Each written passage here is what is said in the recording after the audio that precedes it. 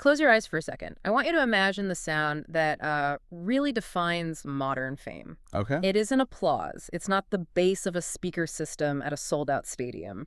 It is the aggressive machine gun clicking of 1,000 camera shutters all going off at once. Yeah.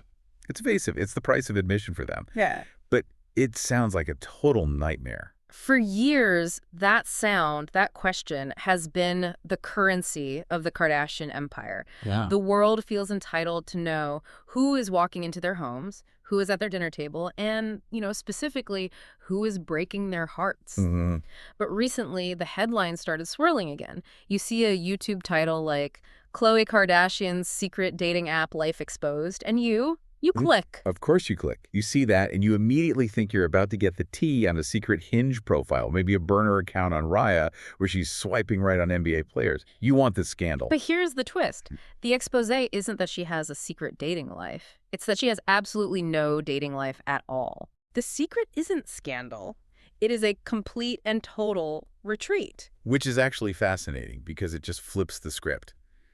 We're so used to the narrative of the secret lover, but what we're dealing with here, according to the deep dive we've done into the sources, is it's a story about fear. Right. It's about trauma, and it's about something researchers call the trust equation. This isn't just a story about a reality star. It's a story about why modern dating has become a landscape of terror for so many people. Welcome to StarScope Report. I'm really looking forward to this one. We are going to unpack not just the celebrity gossip, but the psychology behind it all. We're your hosts, and our mission is to take the headlines you scroll past and find the why hidden underneath. We cover Hollywood drama, music industry shakeups, and the viral scandals that take over your feed. And for this deep dive, we are looking at a stack of sources that is honestly pretty wild. We have interviews from Bustle and the Star, transcripts from Khloé's own podcast, but we also have academic dissertations on the trust equation and the sociology of gossip. We're going to show you why Khloé Kardashian's 3-year hiatus from dating isn't just some celebrity quirk. It's actually a really rational response to a broken system. So let's jump into the current state of affairs. Mm-hmm. Khloé Kardashian has been single for 3 years, and she wants to be very clear about the terminology here. She told Bustle that she is not single and dating. Right. She is just single. And that distinction is actually incredibly important. When someone says single and dating, it implies a state of openness, Mm-hmm. You're on the market. You're advertising. You are open to what sociologists call the trust leap, which we'll break down in a minute. Right, but just single is a closed door. It's a fortress. It's putting up the closed sign and locking the deadbolt. And the reason for that closed door is what shocked me. In that same interview, she drops this quote that is, it's funny on the surface. It made the rounds on TikTok as a soundbite, but it's actually really dark when you think about it. What'd she say? She says, "I'm not going to your home because what if you kill me? You're not coming to my home. I have kids. And I'm not going to a hotel that's presumptuous." I laughed when I first read it. It sounds like classic Khloé hyperbole. But when you strip away the joke, that is a legitimate safety assessment. She's prioritizing her kids, True and Tatum, and her own physical safety over the potential of romance. She flat out says dating today is very scary. Is she wrong, though? Yeah. Look at the world. No, she's absolutely not wrong. But it just feels different coming from her. Usually think of celebrities as having bodyguards and all these layers of protection. You don't think of them fearing for their lives on a date. You assume they have people to vet these guys. But she's not just talking about stranger danger, she's talking about her own history. We looked at the transcripts from her podcast, specifically the episode where she reunites with her ex-husband, Lamar Odom. Yeah, this was huge news because they hadn't really hashed this out publicly in this way. Not at all. Can we just pause on the timeline of that relationship for a second? Yeah. Because I think people forget how insane it was. It was fast. Fast. They got married 30 days after meeting, Right. 9 days after the proposal. I have milk in my fridge older than their courtship. I take longer to decide what to order on Uber Eats. And in the podcast, Khloé reflects on that. She calls it one of the best experiences of her life because of the spark. She admits she fell for the chemistry. Okay. But looking back with the wisdom she has now, she says she would never do it again because, in her words, you really don't know the person. And that right there, that is the trauma speaking. We found a source detailing that conversation. Khloé recalls a specific moment where she actually punched Lamar in the face and shattered everything in the house. Wow, that's intense. That's a violent reaction. It is. But the context here is key. It was because she found a burner phone he was using to call a drug dealer. Imagine that feeling. You marry someone after 30 days, you think you're in this fairy tale, and then you find a physical object, a phone, that represents an entirely different life you knew nothing about. That is a shattering of reality. It's not just he lied, it's I don't even know who this human being is. Exactly. And that betrayal leaves a mark that doesn't just go away. It, like, rewires your brain to look for the lie. And then you layer on the whole Tristan Thompson situation, the repeated infidelity, Yeah. the public humiliation. Yeah. The sources we have talk about hard lessons. Khloé said she had to literally reprogram herself. She has to set strict boundaries just to keep from sliding back into old habits. So when you see her saying, I'm not checking my DMs, it's not because she's being step up. It's because she is protecting a very fragile piece she's built for herself. It makes total sense. But here's the thing that really stood out to me in the research. It's easy for us to sit here and say, oh, she's a Kardashian, she's paranoid, she lives in a bubble. But coming up, we're going to look at the hard data, actual academic research that proves Khloé is mathematically right to be terrified. And we'll talk about the $2 million dating app scam that just hit the headlines, which proves her point perfectly. You do not want to miss that. It makes the Tinder swindler look like an amateur. So let's pivot from the personal to the structural. Khloé says dating is scary. The academic thesis we pulled, titled The Trust Equation, it backs her up completely. It talks about this concept of distributed trust. Okay, break this down for me. I'm imagining a trust fall, but with strangers. What is distributed trust? So historically, trust was local. Think about how your grandparents met. You trusted someone because your cousin knew them, or they worked with your dad, or they went to your church. And there was a voucher system. Exactly, a voucher system. Wow. If he was a creep, your cousin would have told you. Or if he stood you up, your dad would go talk to him. There was accountability. For sure. But dating apps require distributed trust. You are trusting a stranger based on, like, a digital verification system. Or an algorithm. Right, an algorithm. You're trusting that the platform Tinder, Hinge, Bumble has done the vetting for you. Right. You are taking a trust leap. It's like getting into an Uber. You get in a stranger's car because the app says it's okay. But with Uber, I can track the ride. With a date, I'm just out there. And the data suggests that leap is becoming more like a cliff dive. According to the research we pulled on dating app usage, 50% of women on dating apps report receiving unsolicited, sexually explicit messages. 50%. 50.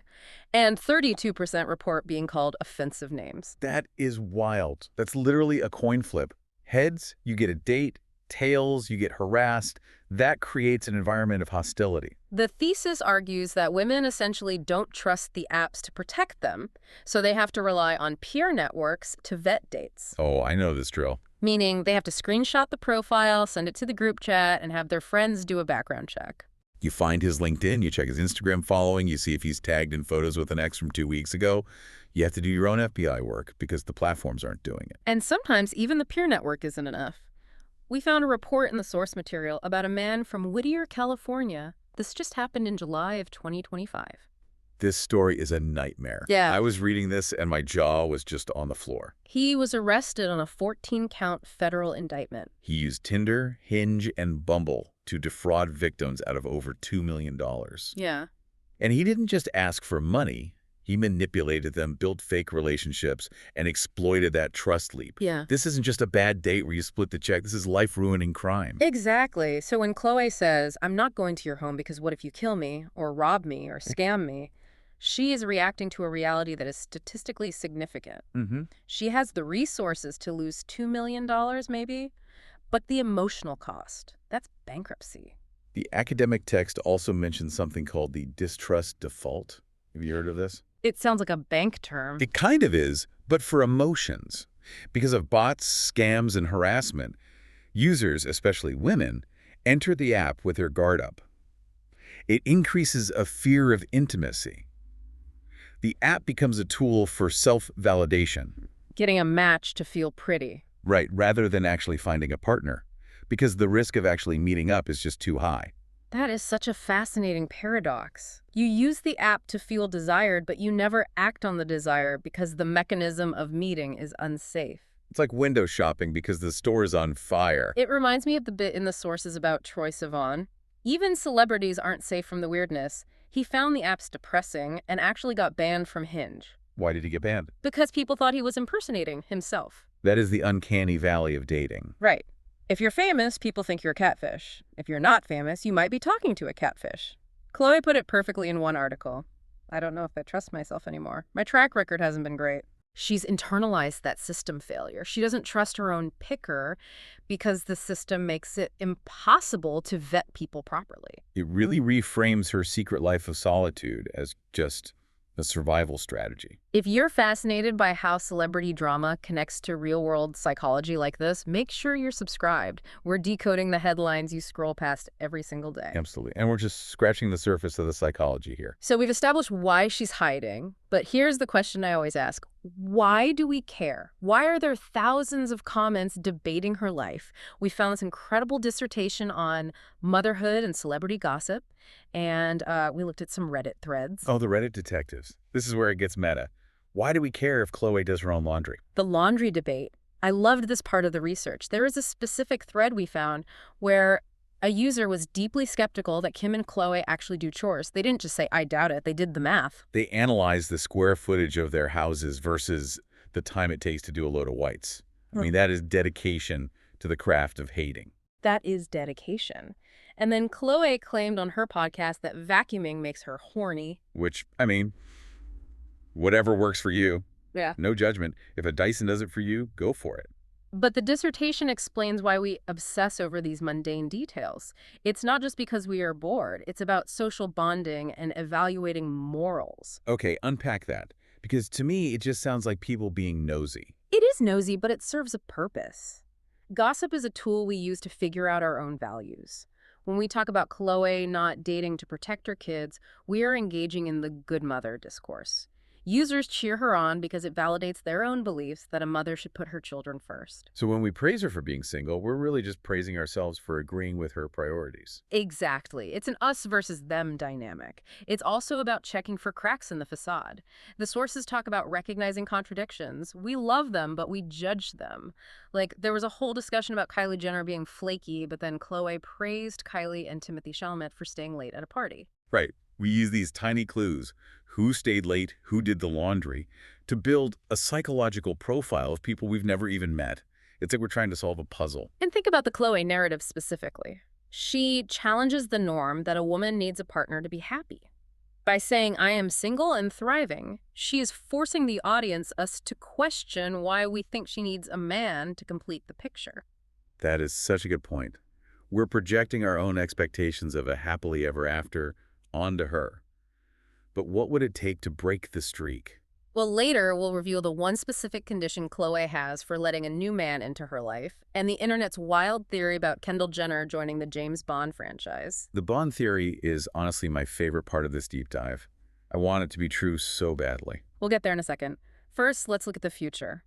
Khloé has been celibate by choice for years. She told one source that to break this streak, a person has to be, quote, really, really special. The bar is on the floor for so many people. But for Khloé, the bar is in the stratosphere. She explicitly said she doesn't want to share her TV remote. I actually don't want to share my TV remote with someone. Yeah. This is the most relatable thing she has ever said. It speaks to the comfort of routine. When you have trauma, routine is safety. Disrupting that routine requires a massive potential reward. She says she won't let anyone disrupt her routine unless they are worth it. She believes in happily ever after, just not right now. And honestly, good for her. All right. I don't want to share my Netflix algorithm with anyone either. It's too personal. Speaking of happily ever after, or maybe happily ever action movie, we have to talk about the Reddit threads regarding Kendall. Yes. So Kendall did this ad campaign called Cursed, and the Reddit community immediately pivoted to casting director mode. One user suggested that Denis Villeneuve needs to cast her as a funny, evil Bond girl. I can see the vision. Think about it. She has that stoic, high-fashion aesthetic. It fits the Bond universe perfectly. She's tall. She's athletic. She can give you that icy stare. But what's interesting is that the fans want her to be evil. What do you think that is? I think it shows how the audience engages with these women. We don't just consume their reality. We want to fictionalize them. We want to cast them in roles that fit our perception of them. That's a great point. Kendall feels cold and distant to some people, so they cast her as the villain. Khloé feels vulnerable and hurt, so they cast her as the survivor. That is brilliant. We are writing the script for them in our heads. We aren't watching a reality show. We're actively participating in the writer's room of their lives. And speaking of scripts, we can't ignore the Kylie and Timothy of it all. The sources mention a CCTV footage leak, which goes back to that lack of privacy we started with. But Khloé gave them her seal of approval. Right. She likes that they actually showed up on time to her dinner. Which brings it all back to trust and reliability. Khloé values consistency above everything else now. If Timothy shows up on time, he's in the inner circle. If you need a burner phone, you're out. Yeah. It's a binary system of trust because the nuance has been burned out of her. She doesn't have the bandwidth for maybe. You are either safe or you are a threat. There is no middle ground in her world right now. Stay tuned and hit that subscribe button so you don't miss what's coming next in the Kardashian universe, or the real universe. We've got some great deep dives coming up on the music industry that you won't want to miss. So to wrap this up, Khloé Kardashian's secret dating app life is a myth. The reality is a fortress of solitude built on a foundation of data-backed fear. She isn't hiding a secret boyfriend. She's hiding from the dating market because the trust equation is broken. Between the scammers, the harassment stats, and her own personal trauma with betrayal, opting out is the most logical choice she could make. It leaves us with a provocative thought. We live in a world of algorithms, $2 million scams, and burner phones. Is total isolation the only way to stay safe in 2026? Or is Khloé missing out on the trust leap that makes life worth living, despite the risks? That's the question. Is safety worth the silence? You've been listening to StarScope Report, where we uncover the stories shaping Hollywood, music, and pop culture. Thanks for tuning in, and don't forget to subscribe for more stories that keep the stars shining.